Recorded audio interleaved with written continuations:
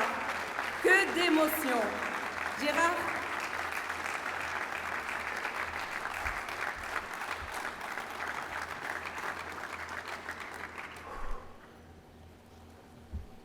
Merci. 40 ans de la vie d'un acteur, c'est pas un fleuve tranquille. Il y a des hauts, il y a des bas. J'avais dit à mon père et son Bamani Antoine, qui était l'un des premiers maires de la ville, à 13 ans que j'allais être acteur.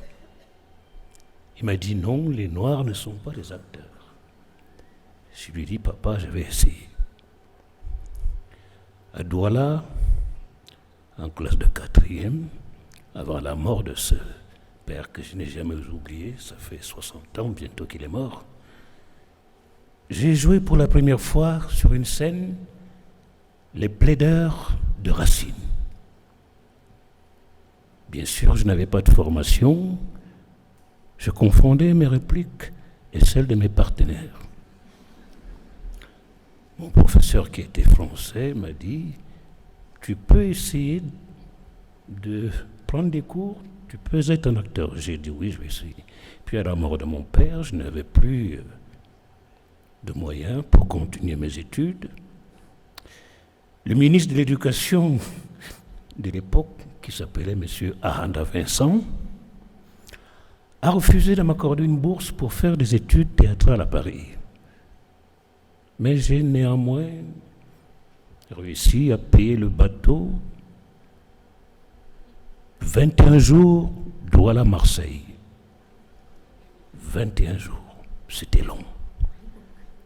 J'atterris à Paris, je cherche un cours d'art dramatique. Un grand acteur camerounais, Ambroise Mbia, me dit, il y a une vieille russe qui est là, qu'on appelle Tania Balachova. Elle est le professeur de Roger Hanin, le gorille. Je suis allé voir le gorille, rue des Moines, dans le 17e. Elle m'a regardé, elle m'a dit, est-ce que vous avez l'argent pour payer les cours? J'ai dit, non, j'ai pas un sou. Elle m'a dit, asseyez-vous là. Au bout de 2 mois de cours, je jouais devant Jean-Paul Sartre, la putain respectueuse. Voilà comment c'est parti. Et je vous remercie.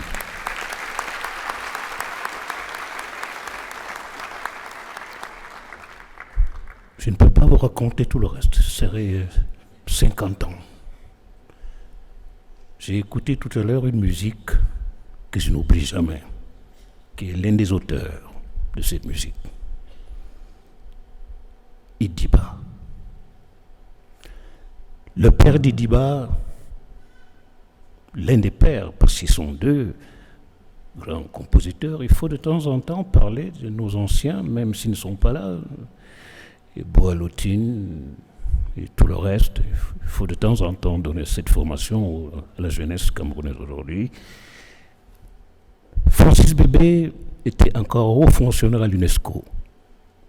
Et tous les dimanches, il venait donner des cours de guitare à mon grand frère, le professeur Etoundé Somba, qui lui était agrégé de médecine. Moi, j'ai jamais dépassé. Non. Ça ne m'intéressait pas. Les mathématiques et tout le reste, c'était pas mon fort. Francis Bébé me dit, mais tu peux être un très bon acteur. Mais moi aussi, je veux faire de la chanson. J'ai connu Francis, il ne chantait pas encore. Tout comme le père de Makossa, Manu Dibango. On a formé une famille à Paris. Mais hélas, on n'a pas souvent eu l'occasion de nous exprimer comme aujourd'hui. Et Dieu merci, la francophonie, qui est une grande famille, nous permet de tous les horizons d'où nous venons, de nous rassembler. On essaie d'éliminer non seulement les couleurs, mais les frontières aussi. Mais hélas, aujourd'hui, il y a une idéologie nauséabonde qui est en train d'envahir notre monde. Il faut la chasser, il faut la réprimer. Le monde est seul et indivisible. Même les couleurs ne peuvent pas le diviser. Monsieur le ministre de la Culture, je vous remercie. J'ai lu un très beau poème que je conseille à tous les autres Camerounais de lire sur la ville de Yaoundé, qui est aussi la ville de mes ancêtres. Elle porte un peu le nom de Mani Ewondo Barthélemy. Merci. Bonne soirée. Mesdames, Mesdemoiselles et Messieurs, l'acteur camerounais, Monsieur Gérard Essomba, sous vos ovations.